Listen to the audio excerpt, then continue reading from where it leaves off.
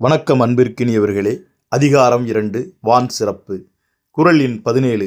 நெடும்கடலும் தன் நீர்மை குன்றும் தடிந்தொழிலி தான் நல்காதாகிவிடின். இந்த குறளுக்கான விளக்க உரை.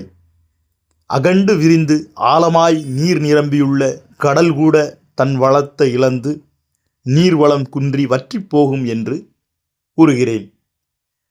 ஏன் என்றால், கடலிலே மேகம் உப்பு தண்ணீரை எடுத்து நல்ல தண்ணீராக மாற்றி கடலிலே மழை பொழியாவிட்டால் அந்த கடல் வளம் கூட குன்றி தன் வளத்தை இழந்துவிடும்.